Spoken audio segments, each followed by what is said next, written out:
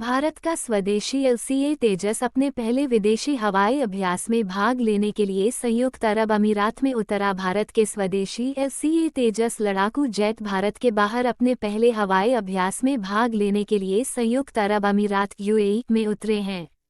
110 वायु योद्धाओं वाली एक भारतीय वायुसेना IAF की टुकड़ी एक्सरसाइज डेजर्ट फ्लैगाट में भाग लेने के लिए संयुक्त अरब अमीरात के अल दफ्रा एयरबेस पहुंची।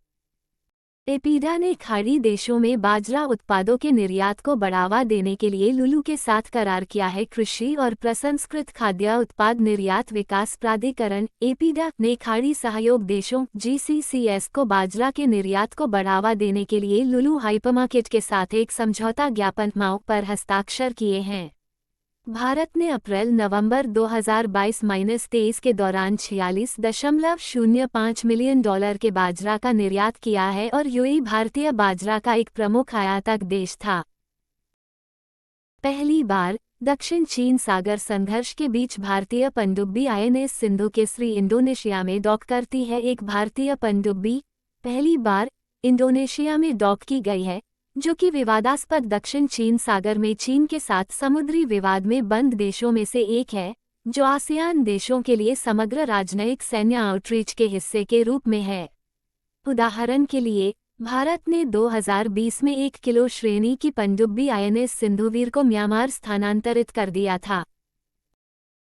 अमेज़न भारत के ONDC नेटवर्क में शामिल होगा। अमेज़न ने घोषणा की कि वह भारत सरकार के ONDC डिजिटल कॉमर्स के लिए ओपन नेटवर्क प्लेटफॉर्म से जुड़ जाएगा और अपने प्रारंभिक सहयोग के हिस्से के रूप में ONDC नेटवर्क के साथ अपनी स्मार्ट कॉमर्स और लॉजिस्टिक्स सेवाओं को एकीकृत करेगा। ONDC नेटवर्क वर्तमान में बीटा चरण में है और चुनिंदा शहरों में इसका परीक्षण किया गया है।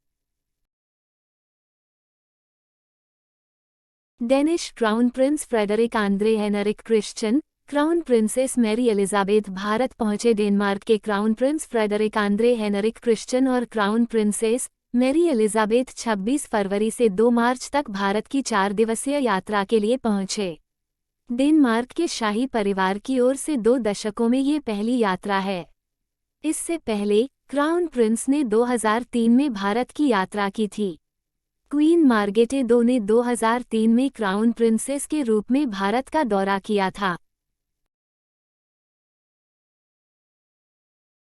श्री सर्बानंद सोनोवाल ने अरुणाचल प्रदेश के बोलेंग में यूनियन फेस्टिवल मनाया। केंद्रीय बंदरगाह, नौवहन और जलमार्ग और आयुष मंत्री श्री सर्बानंद सोनोवाल ने अरुणाचल प्रदेश के बोलेंग में रंगीन सियांग ओनिंग महोत्सव में भाग लिया, जो आदि समुदाय का एक महत्वपूर्ण त्योहार है।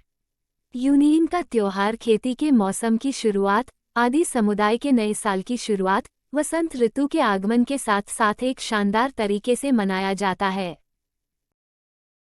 MIT प्रोफेसर हरि बालकृष्णन ने 2023 मार्कोनी पुरस्कार जीता। 2023 मार्कोनी पुरस्कार MIT के इलेक्ट्रिकल इंजीनियरिंग और कंप्यूटर साइंस विभाग EECS में फुजित्सु प्रोफेसर और MIT computer science and artificial intelligence laboratory CSEL में एक प्रमुख अन्वेषक हरि बालकृष्णन को दिया गया है। उनके पूर्व सम्मानों में ACMSIGCOMM award, IEEE Koji Kobayashi award और इन्फोसिस पुरस्कार शामिल हैं। भारतीय ग्रीको रोमन पहलवान अंकित गुलिया ने मिस्र में इब्राहिम मुस्तफ़ा रैंकिंग श्रृंखला में कांस्य पदक जीता। भारतीय ग्रीको रोमन पहलवान अंकित गुलिया ने कल मिस्र के अलेक्जेंड्रिया में इब्राहिम मुस्तफ़ा रैंकिंग श्रृंखला में कांस्य पदक जीता। 19 वर्षीय अंकित, जो जॉर्जियाई ओटार अबुल्दजे से 9-0 से हार गए थे, ने रेपेचेज दौर में किर्गिस्तान के नूरजिगिट केनेशबेकुलू को 9-0 से हराया।